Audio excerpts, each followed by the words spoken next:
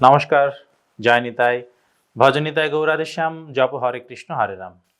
আমাদের এই পর্বে অষ্টবক্র মুনি এবং রাজর্ষি জনকের একটি অত্যন্ত গুরুত্বপূর্ণ ঘটনা উপস্থাপন করার কথা ছিল, কিন্তু সরস্বতী পুজো উপলক্ষে আমরা সরস্বতী দেবীর অন্য একটি গুরুত্বপূর্ণ ঘটনা আপনাদের সামনে উপস্থাপন করব। পরে অন্য কোনো দিন অষ্টবক্র মুনি এবং রাজর্ষি জনকের সেই ঘটনাটিও আমরা আপনাদের সামনে তুলে আনব। সরস্বতী দেবীর কথা আমরা সবাই জানি। অনেকে বলেন এই সরস্বতী দেবীই নাকি ছিলেন আমাদের বেদের সেই বিখ্যাত সরস্বতী নদী। অর্থাৎ বেদে বারবার যে প্রবল স্রোতা সরস্বতী নদীর উল্লেখ রয়েছে, অর্থাৎ যে বৈদিক সভ্যতা গড়ে উঠেছিল এই সরস্বতী নদীকে কেন্দ্র করে, তারই দেবীরূপ নাকি সরস্বতী দেবী বা বিদ্যার দেবী। আমি আজকে সেই সরস্বতী দেবী বা সরস্বতী নদীর সেই ঘটনাগুলো আর আপনাদের সামনে বলছি না, অন্য কোনো দিন তা নিয়ে আলোচনা হবে। আজকে আমি সরস্বতী দেবীর অন্য একটি ঘটনা আপনাদের সামনে উপস্থাপন করব।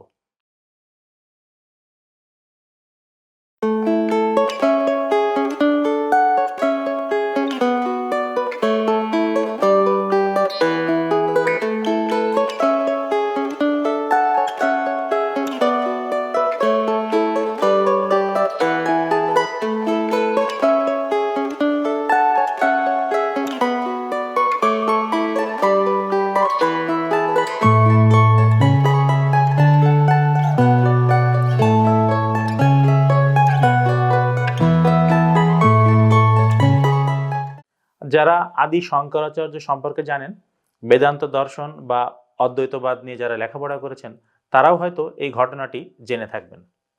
কিভাবে সরস্বতী দেবী অভিশপ্ত হয়েছিলেন এবং সেই অভিশপ্ত হয়ে উনি কিভাবে এই পৃথিবীতে এই মর্তলোকে মানুষ হিসেবে এসেছিলেন, এই ঘটনাটি সেই ঘটনা। আদি শঙ্করাচার্যকে অনেকেই ভগবান শিব ঠাকুরের অবতার বলে মনে করেন, আর এই ঘটনাটি উল্লেখিত হয়েছে মাধবা বিদ্যারণ্যের লেখা শঙ্করা দিগ্বিজয় গ্রন্থে। এই গ্রন্থ অনুসারে আদি শঙ্করাচার্য ছিলেন ভগবান শিব ঠাকুরের অবতার, আর তখন সরস্বতী দেবীও অভিশপ্ত হয়ে পৃথিবীতে এসেছিলেন।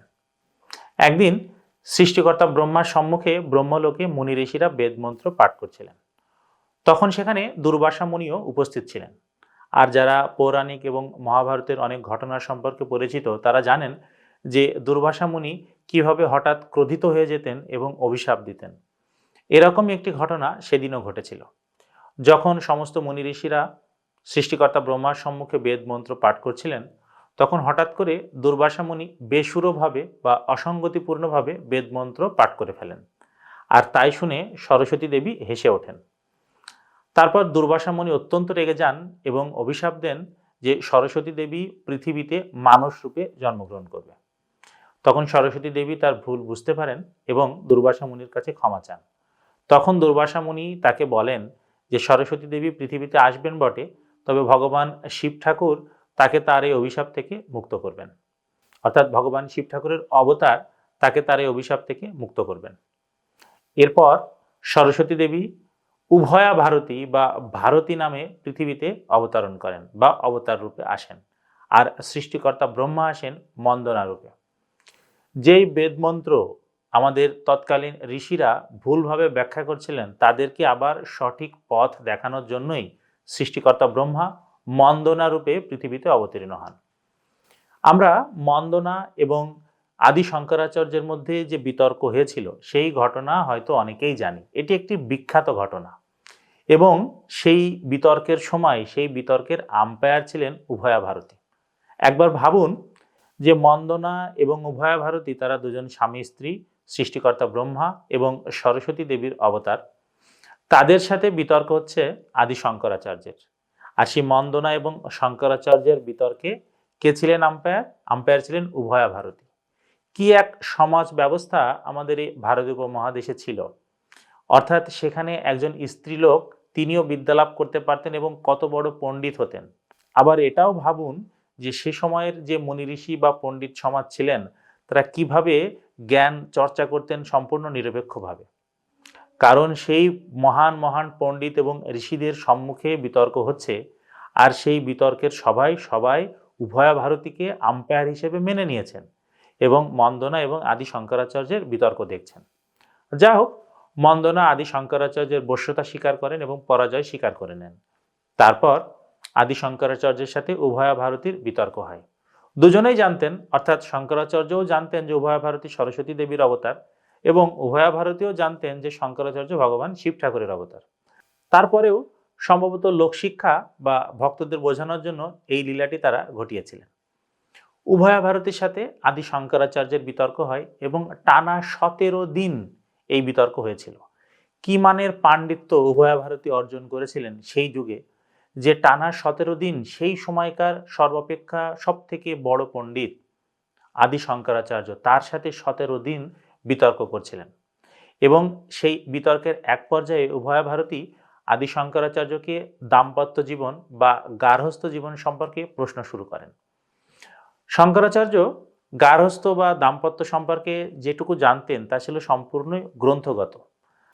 তখন আদি শঙ্করাচার্য বললেন, যেহেতু এই বিতর্কে নতুন বিষয় উপস্থাপিত হয়েছে, সে কারণে আমাকে একটু সময় দেওয়া হোক যাতে আমি সেই বিষয় সম্পর্কে প্রস্তুত হয়ে আসতে পারি। কারণ বিতর্কের সময় যদি নতুন কোনো বিষয় উপস্থাপিত হয় তবে তার প্রস্তুতির জন্যও সময় দেওয়া উচিত। এই বলে শঙ্করাচার্য তার শিষ্যদের নিয়ে চলে আসেন। তখন শঙ্করাচার্য কি করবেন তাই ভাবছিলেন, কারণ ইনি সন্ন্যাস, তার পক্ষে গৃহে প্রবেশ করা বা বিবাহ করাও সম্ভব ছিল না। সে সময় সেখানে একজন রাজা মারা যান। তখন আদি শঙ্করাচার্য তার নিজের দেহকে তার শিষ্যদের কাছে রেখে যোগ বলে তার আত্মাকে সেই মৃত রাজার শরীরে স্থাপন করেন। তখন সেই মৃত রাজা আবার হঠাৎ করে জীবিত হয়ে ওঠেন এবং তার রাজ্য শাসন শুরু করেন। আমি যদি বিস্তারিত এই ঘটনা বলতে যাই তাহলে অনেকটা সময় লেগে যাবে, সেজন্য আমি আজ সংক্ষিপ্তভাবে এই ঘটনাটা আপনাদের বলে যাব। পরে কোনো একদিন আমরা বিস্তারিতভাবে এই উভয়া ভারতী, মন্দনা এবং আদি শঙ্করাচার্যের ঘটনা আপনাদের সামনে উপস্থাপন করব। সেই রাজার শরীরে আদি শঙ্করাচার্য প্রবেশ করে তার মাধ্যমে উনি গার্হস্থ্য বা দাম্পত্য জীবন সম্পর্কে জ্ঞান লাভ করেন। তারপর আবার এখানেও অনেক লীলা সংঘটিত হয়েছে, কিভাবে তার শিষ্যরা সেখানে যায় এবং শিষ্যদের সাথে অন্যান্য কি ঘটনা ঘটে আমি অন্য কোনো দিন তা নিয়ে আপনাদের জানাবো। আজকে সংক্ষেপে শুধু এটুকুই থাক। তারপর শঙ্করাচার্য সেই রাজার দেহ ছেড়ে আবার নিজের সেই পূর্বতন দেহে ফিরে আসেন এবং তখন তারা আবার সেই মন্দনা এবং উভয়া ভারতীর গৃহে যান। সেখানে তখন উভয়া ভারতীর সাথে শঙ্করাচার্যের আবার বিতর্ক হয় এবং তখন উভয়া ভারতী শঙ্করাচার্যের শ্রেষ্ঠত্ব স্বীকার করে নেন। তারপর উভয়া ভারতী বলেন যে আমার এই পৃথিবীতে আসার যে উদ্দেশ্য ছিল তা সাধন হয়েছে, এবার আমি তাহলে আবার ব্রহ্মলোকে ফিরে যেতে পারি। তখন আদি শঙ্করাচার্য বললেন যে উভয়া ভারতী, আপনি সৃষ্টিকর্তা ব্রহ্মার স্ত্রী এবং ভগবান শিবের বোন।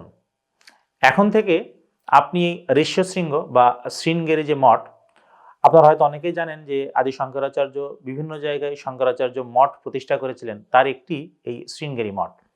তখন শঙ্করাচার্য বললেন, এই শৃঙ্গেরি মঠে আপনি থাকবেন এবং ভক্তদের কৃপা করবেন এবং ভক্তদের বিদ্যা দান করবেন। তারপর থেকে সেই সরস্বতী দেবী সেই শৃঙ্গেরি মঠে শারদম্বা মা নামে পূজিত হন। আর সরস্বতী দেবী বা উভয়া ভারতী আবার ফিরে যান ব্রহ্মলোকে। আর শৃঙ্গেরি মঠে এখনো সেই শারদাম্বা মা, সেই সরস্বতী দেবীর রূপ এখনো পূজিত হন এবং ভক্তরা তার কাছে বিদ্যা প্রার্থনা করেন। ইতিহাসে এই শারদাম্বা মায়ের অনেক ঘটনা ঘটেছে, কিভাবে তার মূর্তি ধ্বংস করার চেষ্টা করা হয়েছে বা টিপু সুলতানের সময় কিভাবে আক্রান্ত হয়েছে, সেসব নিয়েও নানা রকমের ঘটনা আছে। আমরা ধীরে ধীরে অন্যান্য পর্বে আপনাদের সামনে সেই ঘটনাগুলো নিয়ে আসব।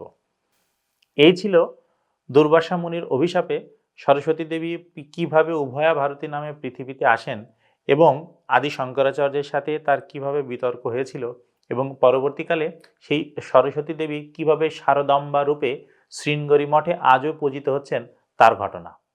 ধন্যবাদ সাথে থাকার জন্য। নমস্কার।